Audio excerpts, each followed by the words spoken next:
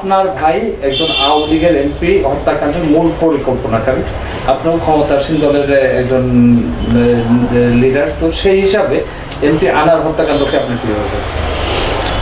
কোনো হত্যাকাণ্ডই সমর্থনযোগ্য না বা আমরা বিশ্বাসও করি না, অন্তত আমি। আর আওয়ামী লীগের এমপি তো দল ক্ষমতায়, সে দলের একটা এমপি, তা এইটা যদি আমার ভাই কোনোভাবে এর মধ্যে জড়িত থাকে তাহলে এটা আমি যে পুকুরটা আছে ভাটার মাটি কেটে পুকুর, তারপরে ভাটাই প্রচুর লস হয়, আর বর্ষা টেশনস হয়, তারপরে ভাটাটা বন্ধ হয়ে যায়। তারপরেও কালে আস্তে আস্তে আজ একটু করে আমার বাবা ওই জায়গায় সব আম বাগান লাগাই দিয়েছিল।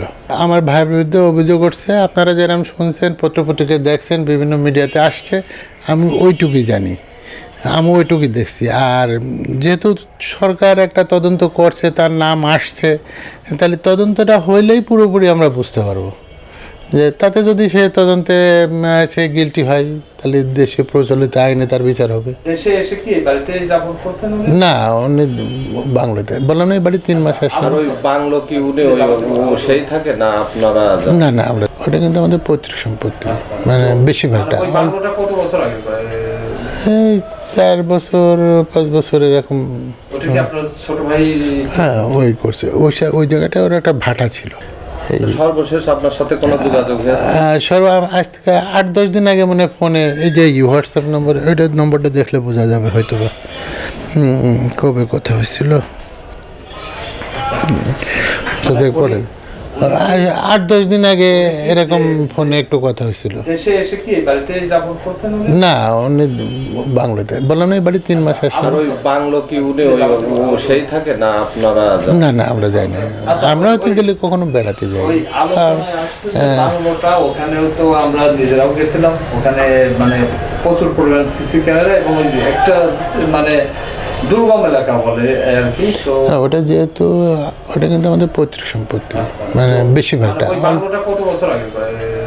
এই 4 বছর 5 বছর এরকম।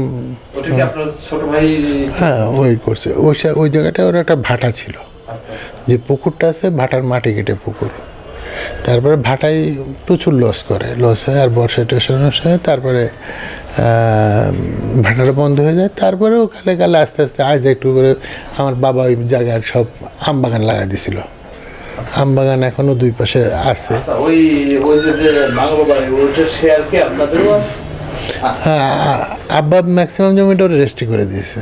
হ্যাঁ, আর এখনো আজমালি জমি ওর মধ্যে মানে 4-5 বিঘা আমাদের আছে, আর হচ্ছে কিছু জমিও কিনা। একটা সূত্র দাবি করছে ওই বাংলো বাড়িতে বিভিন্ন অভিজাত ব্যক্তি এবং সরকারের বিভিন্ন আমলা এসে আমার প্রমোট করতো আর কি। বিষয়ে আপনার কিছু জানা আছে? না, এটা আমার বললাম না, আমি যাই না বললেই চলে। হয়তো আমি লাস্ট কবে গেছি, মানে আমার মেয়ের বিয়ে হয়েছে প্রায় 1 বছর, তার মধ্যে মনে হয় 2 দিন আমি গেছি।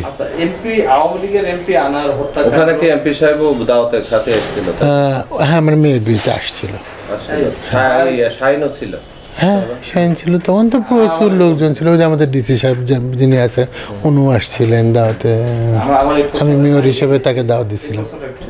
মানে আপনার ভাই একজন আওয়ামী লীগের এমপি হত্যাকাণ্ডের মূল পরিকল্পনাকারী, আপনিও ক্ষমতাসীন দলের একজন লিডার, তো সেই হিসাবে এমপি আনার হত্যাকাণ্ডকে আপনি কীভাবে দেখছেন?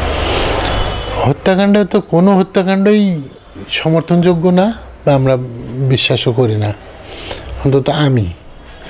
আর আওয়ামী লীগের এমপি তো দল ক্ষমতায়, সে দলের একটা এমপি, তা এইটা যদি আমার ভাই কোনোভাবে এর মধ্যে জড়িত থাকে তাহলে এটা আমি তাহলে তো আমি সেটা তার পক্ষে সাপোর্ট করতে পারছি না।